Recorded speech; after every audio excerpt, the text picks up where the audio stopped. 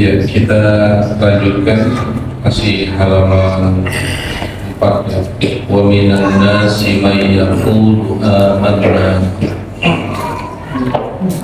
Ya, sesuai tanda dari kitab masjid ada wa minan nasi may yaqulu amanna billah. Mari sama-sama kita baca dulu. Bismillahirrahmanirrahim.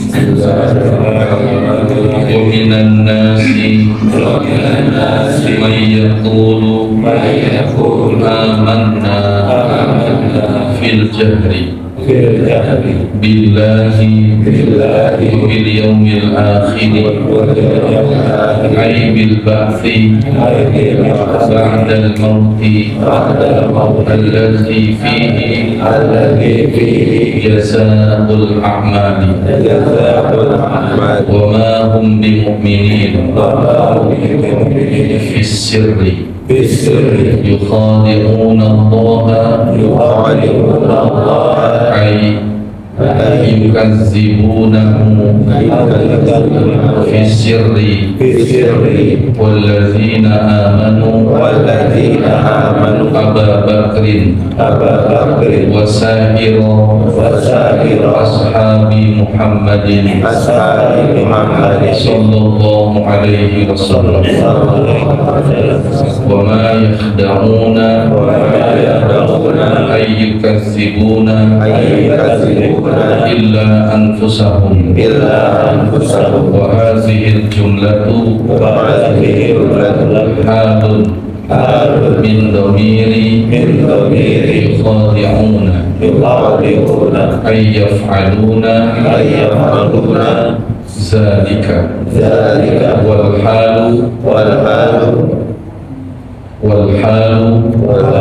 annahum la yadurruna bizalika illa anfusahum fa inna da'irata fi'lihim maqsuratun alaihim wallahu a'lam. Bismillahirrahmanirrahim. Alhamdulillahirabbil alamin. Wassalatu wassalamu ala asyrafil anbiya'i wal mursalin sayyidina Muhammadin wa ala alihi wa sahbihi ajma'in. Amma ba'du. Qala Syekhul Mu'allif rahimahullahu ta'ala wa adama naf'a bihi wa bi barakati ulumihi wa bikum fid darin. Amin. Allahumma la ilma lana illa ma 'allamtana innaka antal alimul hakim. Allahumma akhrijna min dhulumatil jahli wal wahmi ila anwaril ma'rifati wal ilmi. Allahumma 'allimna ma yanfa'una wanfa'na bima 'allamtana wa zidna ilma waj'alna mimman yastami'una al-qawla fayattabi'una ahsana wa adkhilna bi rahmatika fi ibadikas shalihin. Alhamdulillah, malam ini kita melanjutkan kajian kitab tafsir kita, Tafsir Munir karya Syekh Al-Imam Nawawi Al-Banna. Kita sudah masuk tentang ayat yang berkaitan dengan orang munafik.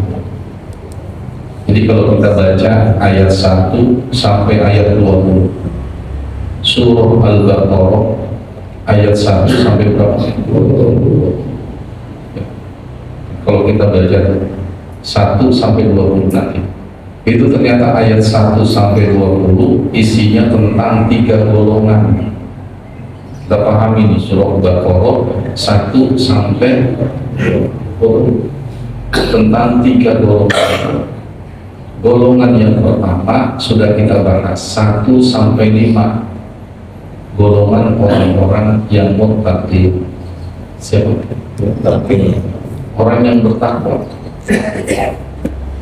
Tentang orang yang bertakwa, kalau kita buka itu Allah firmankan dari ayat 1 sampai ayat 5. Jadi cuma 5 ayat. Orang yang bertakwa dalam surah Al-Baqarah, di awal Al-Baqarah itu Allah ceritakan mulai dari ayat 1 sampai ayat 5. Jadi tentang orang yang bertakwa berapa ayat? 5. Yang kedua, Allah firmankan tentang orang kafir. Ternyata ketika Allah firmankan tentang orang kafir cuma 2 ayat. Berapa ayat? 2.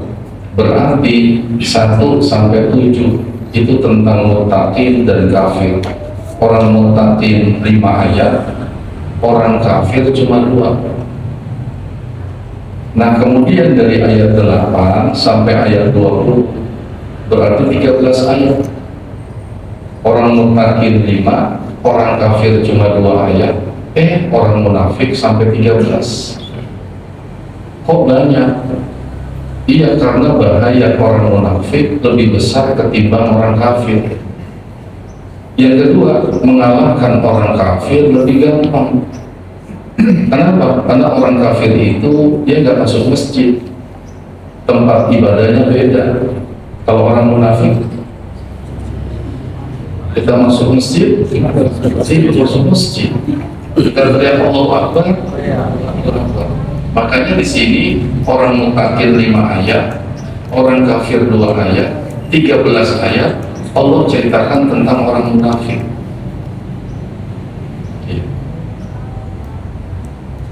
13 ayat sampai ayat 20. Ya, sisanya berarti 7 ayat muttaqin dan orang kafir, berarti sisanya 13 ayat tentang munafik. Karena memang tentang munafiknya susah.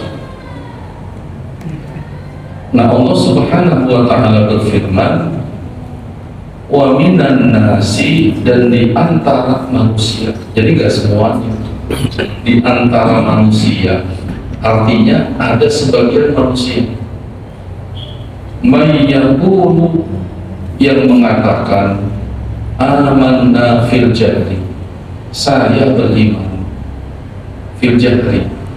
Maksudnya jahri itu beda dengan sirron. Kalau sirron dalam hati, kalau jahron itu kelihatan, saya beriman gitu ya.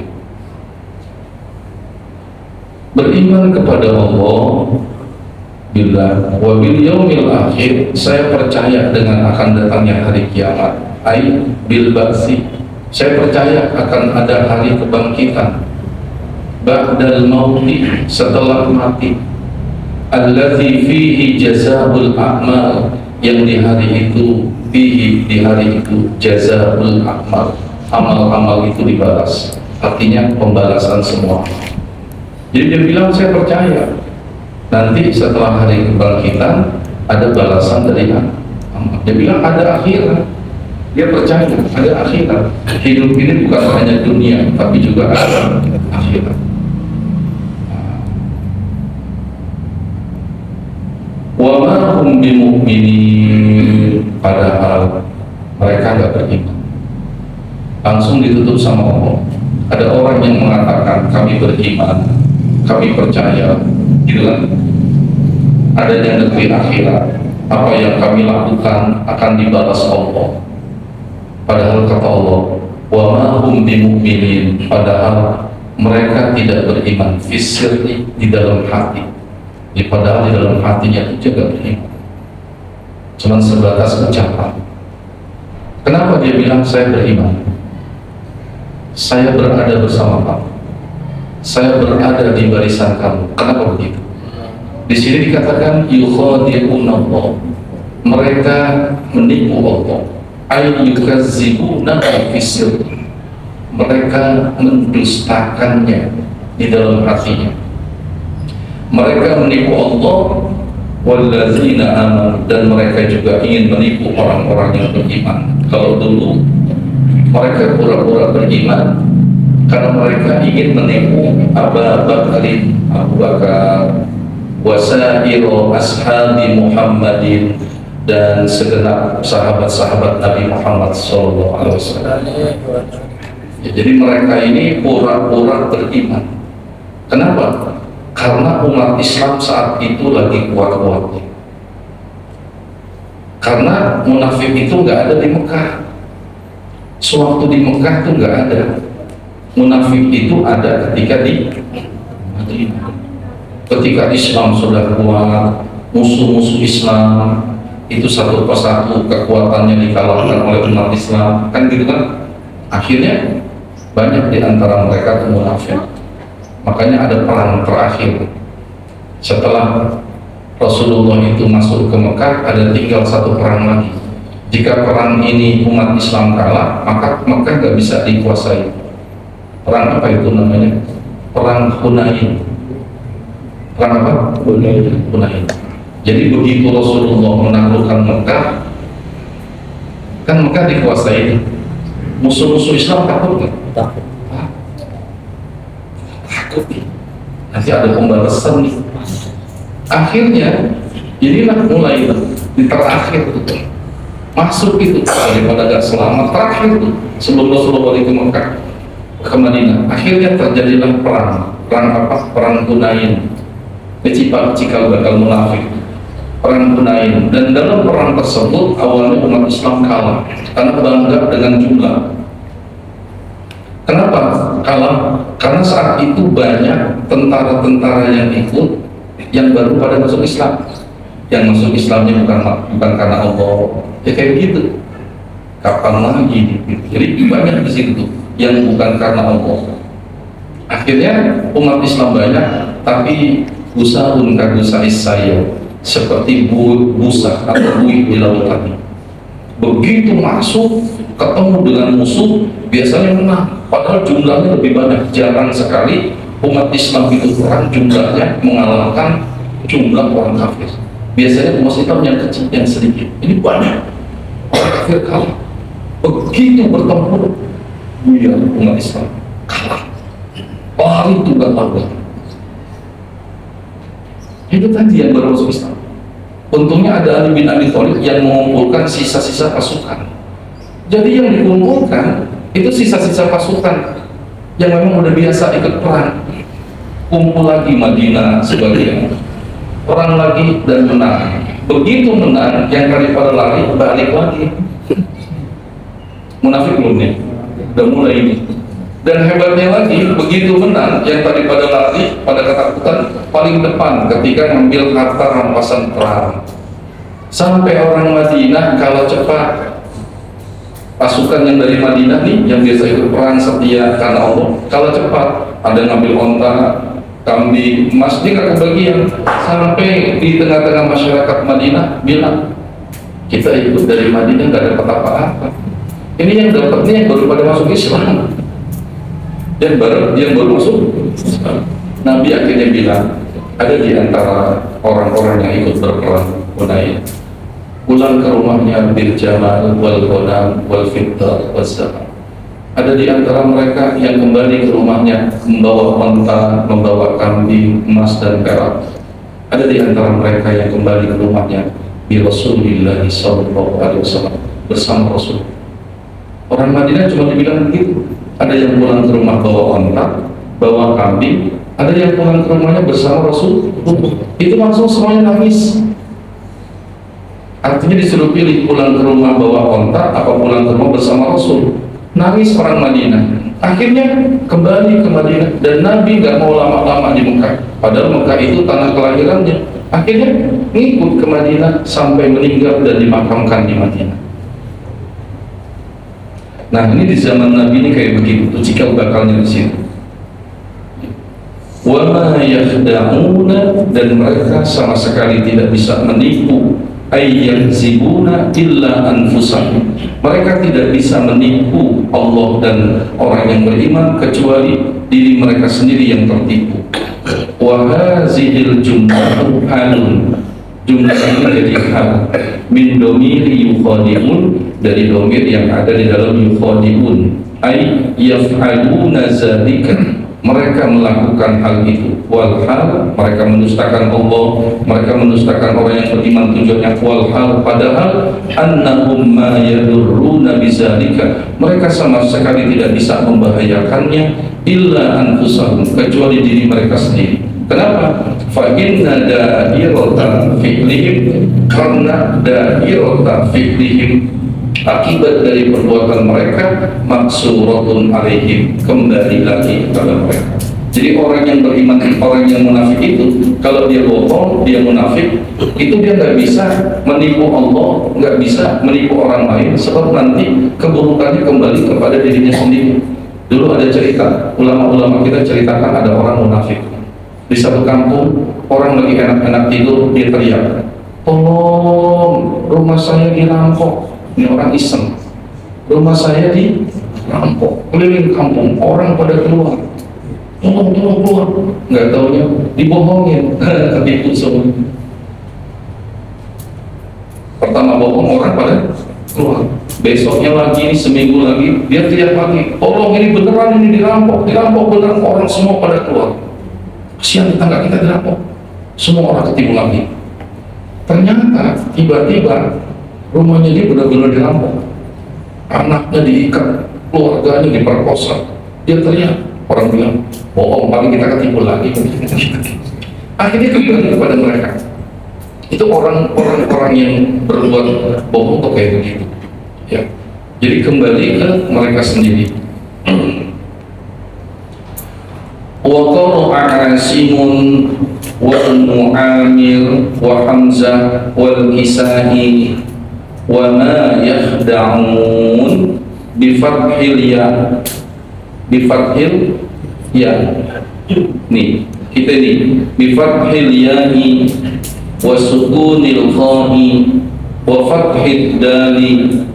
Ada yang baca yukhadi'una Allah walladzina amanu wa ma yakhda'una illa anfusahum wa ma yash'urun.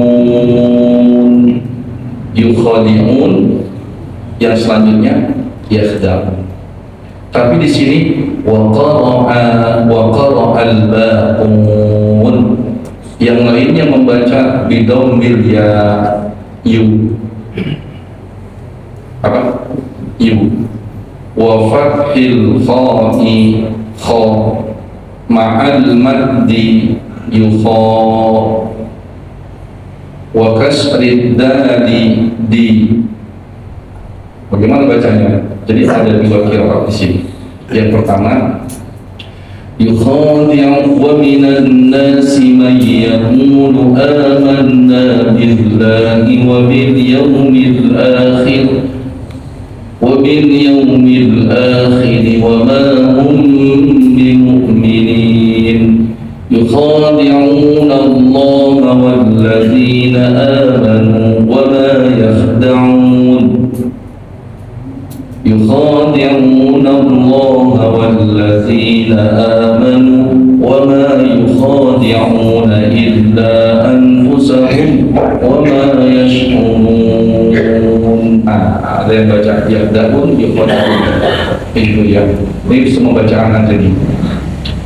Wala khilafa fi qawlihi yakhda'una yukhadi'una Allah, yakhda'una Allah.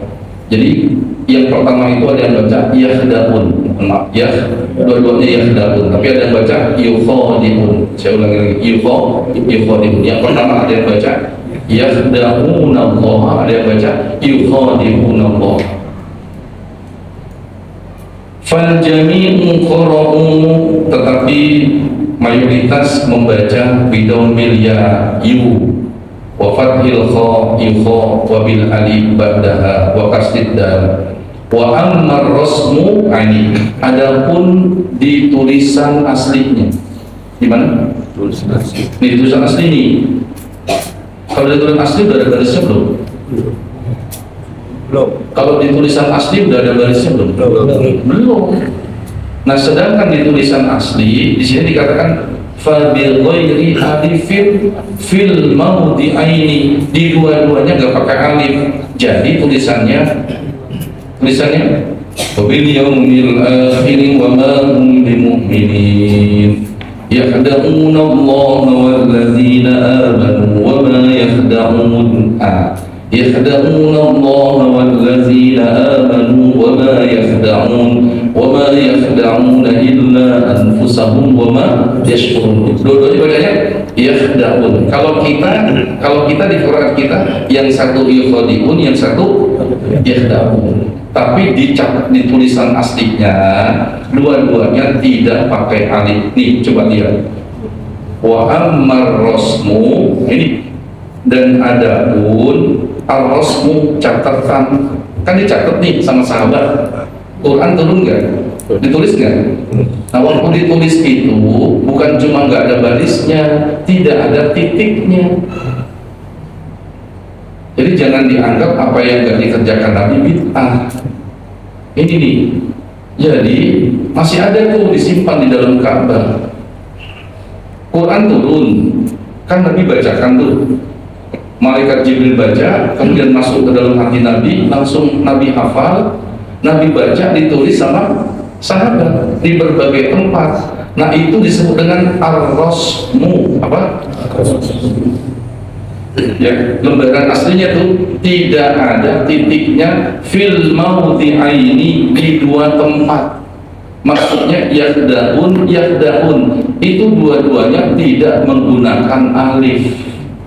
Kok sekarang begitu dikasih baris kok berbeda? Karena di situ ada peranan ahli nahwu. Ada peranan ahli nahwu, disitulah ada ahli nahwu.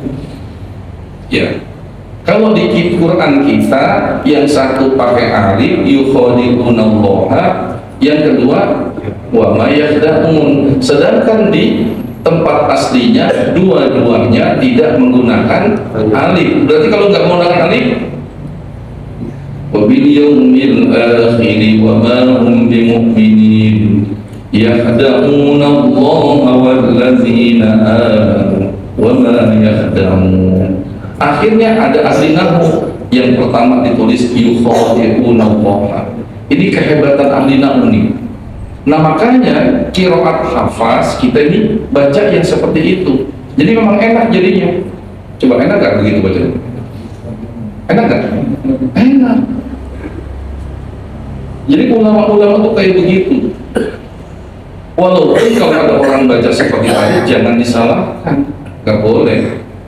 Kan kita sudah langsung terima, langsung jadinya. Kitab Quran yang sampai kepada kita sudah ada titiknya, sudah dikasih baris. Siapa yang kasih baris? Rasul. Bukan. Berarti Rasul perintahkan nggak kasih titik? Tidak. Perintahkan nggak kasih baris? Tidak. Berarti ngasih baris Quran iya. Makanya jangan bilang tuh yang nggak dikerjakan Nabi bid'ah dolalah masuk neraka. Nanti akhirnya dia bilang itu kan kebutuhan. Iya, tapi kan ente bilang apa yang nggak dikerjakan Nabi itu bid'ah, apa yang nggak dikerjakan Nabi nggak boleh. Ini buktinya. Makanya ulama kita bilang bid'ah itu bukan hanya bid'ah dolalah, ada bid'ah yang wajib. Ada bid'ah yang wajib. Kalau Imam Syafi'i ada bid'ah hasanah. Makanya definisi bid'ah itu mesti dirubah. Ya. Baik. Wa ma yash'urun wa ma yahda'una illa anfusahum wa ma yash'urun, dan mereka tidak sadar. Jadi orang-orang munafik itu dia gak sadar dengan perbuatannya. Ini misalnya ada seorang dokter, terus ada orang pasien datang sakit, ditanya sama dokter, apa keluhannya? Tenggorokan sakit, terus batuk, periksa sama dokter. Kemudian kata dokter, ini namanya ispa, saluran. Terus kata dokter, ini obatnya nih, resep, ambil resep. Dikasih resep sama dokter, ini orang munafik digambarkan. Terus akhirnya dia pulang. Seminggu kemudian sakitnya makin parah. Ditanya sama dokter, kemarin resep ditebus ya? Karena dia bohong, dia bilang saya tebus. Bohong nggak? Itu makin sakit kan? Begitu orang munafik. Dianggapnya dia bohong itu menguntungkan dirinya. Cuma dia nggak sadar tuh. Orang munafik itu nggak sadar. Makanya disebut di sini wa ma yash'urun annallaha yutli'u nabiyahu. Dia nggak sadar bahwasanya Allah memperlihatkan kepada nabinya ala kisbihim, kebohongan mereka. Jadi dianggapnya nabi itu dia bohong sama nabi, dia bohongi orang yang beriman. Nabi itu nggak tahu. Padahal nabi itu dikasih tahu sama Allah, fulan itu bohong, fulan itu bohong, fulan itu bohong. Makanya jangankan nabi, banyak guru-guru kita, mohon maaf nih, ya, itu santrinya, muridnya mau cium tangan sama dia, terus gurunya bilang, coba ente wudhu dulu. Disuruh wudhu dulu. Nah, nanti lagi ke sini, itu gurunya tahu kalau muridnya itu belum wudhu. Coba wudhu dulu, nanti baru masuk ke sini. Ya, Jadi artinya itu bukan Nabi aja tahu, bagaimana dengan Nabi misalnya. Jadi orang yang berbohong di zaman Nabi itu, dia menganggap dia bisa mengelabui Rasul. Tidak, Allah kasih tahu. Allah kasih tahu Nabinya. Ya, ya jangankan berbohong. Abu Jahal itu ngundang Nabi, ngasih tahu Nabi kalau dia sakit. Nabi mau dibohongin sama dia. Kalau nanti Nabi Muhammad masuk ke rumahnya, di bawah tempat tidurnya udah dibuat sumur jebakan. Kan dia tahu kalau Nabi Muhammad itu orangnya senang doain orang yang sakit, apalagi Abu Jahal, kan masih ada hubungan saudara. Akhirnya dibuatlah lubang di situ. Tujuannya mau menjebak Rasulullah. Rasul datang dan mendoakan. Ini bukti juga boleh mendoakan orang di luar Islam. Bukan ampunin dosanya. Kalau ampunin dosanya nggak boleh. Tapi mudah-mudahan perjalanannya selamat. Boleh tuh. Ya, kalau ampun nggak boleh, Allahumma ighfir lahu, nggak boleh. Akhirnya Rasulullah doakan depan pintu. Setelah itu Nabi berangkat. Kata Abu Jahal, sebentar ya Muhammad, saya bohong, saya nggak sakit. Turun dia gali, dia kejeblos senjata makan kuat. Sampai akhirnya masuklah dia ke sumur jebakan. Semua anak buahnya tolong. Makin diulurkan tambang, makin dalam. Makin diulur, makin dalam. Ini salah satu mukjizat Nabi. Dan dia tahu yang bisa menyelamatkan dia hanya Nabi Muhammad. Panggil Nabi Muhammad. Kata Nabi Muhammad, kalau saya tolong mau beriman, mau ya Muhammad. Bohong lagi, ditolong sama Nabi. Begitu sampai di atas jadi beriman, tanggung udah tua deh. Ada orang kayak gitu dia, tanggung dah. Jadi disangka itu bohongnya dia itu menguntungkan dia, enggak.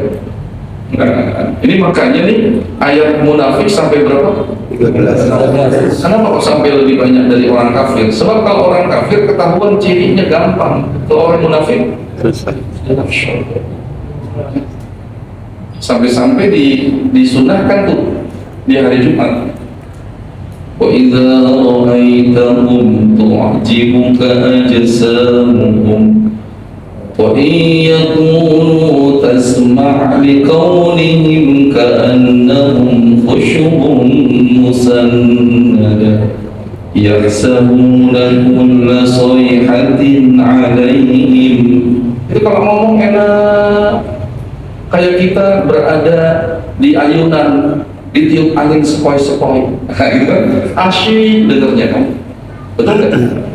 Nanti akan ada tenaga kerja buat kita gitu kan. Nggak tuh yang masuk Cina pokoknya asik banget nih, gua masuk enak, angguran nggak ada ya, nih kartu doa itu, nih kartu bebas miskin, nih kartu bisa masuk surga misalnya kan gitu kan. Udah enak banget tuh ya. Allah kasih tahu tuh, kenapa sih kok dia bisa begitu? Kenapa kok senang bohong? Mereka sebenarnya akan apa sih?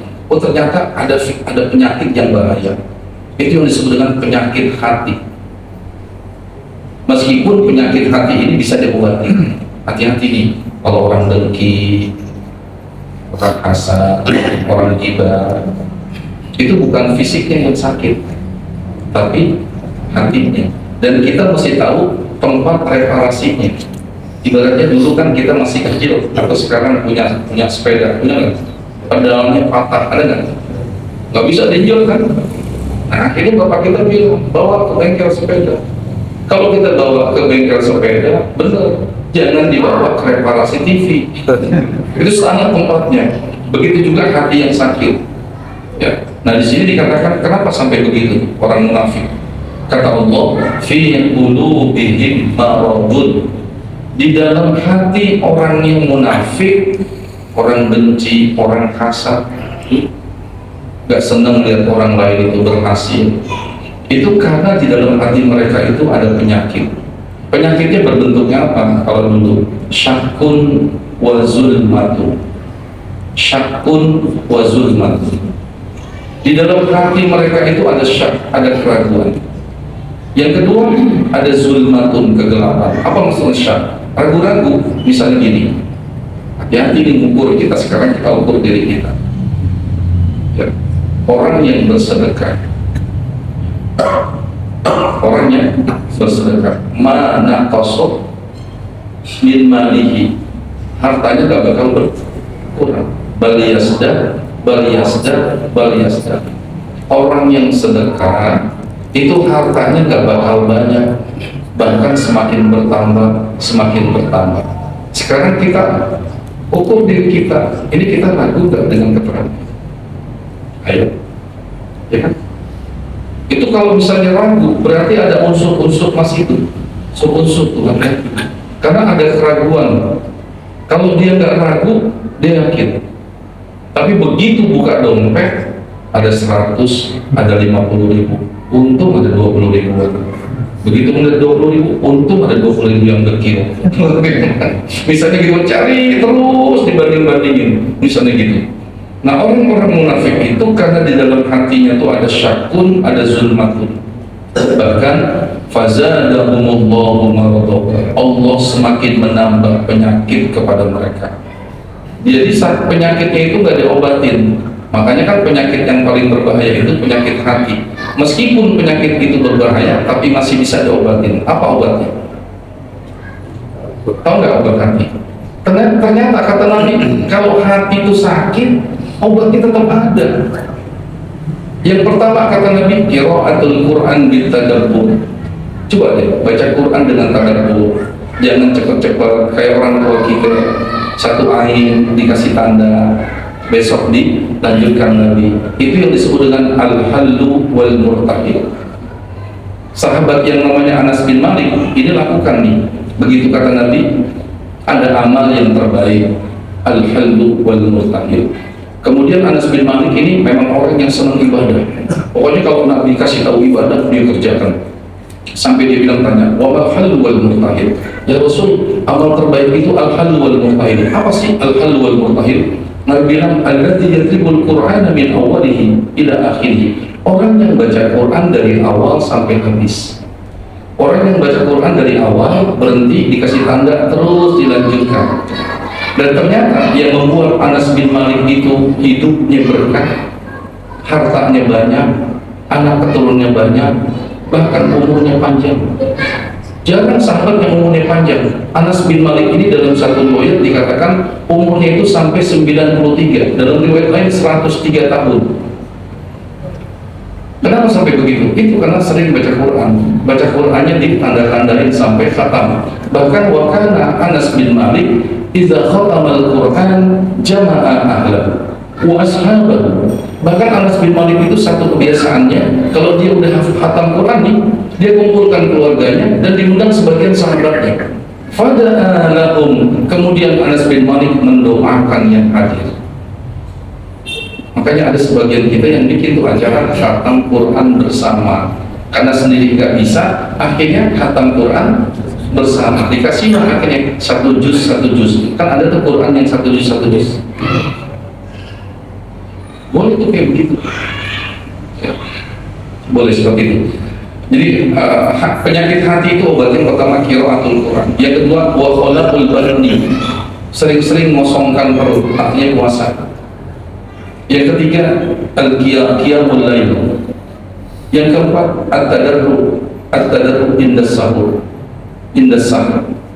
Jadi sebelum sahur di istighfar, di zikir. Nah, yang kelima ini kayak begini, mujalasatus sholihin, bergaul, berkumpul dengan orang-orang soleh. Itu bisa melunakkan dan melembutkan hati.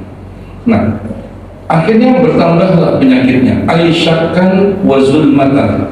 Bahkan bertambah penyakitnya itu ketika Allah Subhanahu wa taala bima anzalahu minal Quran. Ini panjang ceritanya tentang seorang yang luar biasa namanya An-Nadhr bin Haris.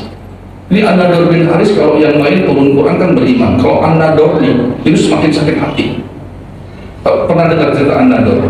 An-Nadhr ini orang pinter, orang kafir pinter. Kalau Abu Jahal kafir tapi bodoh. Kalau An-Nadhr ini pinter, sampai dia bilang, Muhammad besok kumpulkan orang, saya mau masuk Islam. Akhirnya dikumpulkan orang sama Nabi Muhammad karena dia mau masuk Islam. Ternyata begitu orang udah kumpul, dia bilang, saya mau masuk Islam kalau kamu bisa jawab 3 pertanyaan saya. Ini orang pada dengerin. Kalau Nabi bisa jawab pertanyaan, dia mau masuk Islam.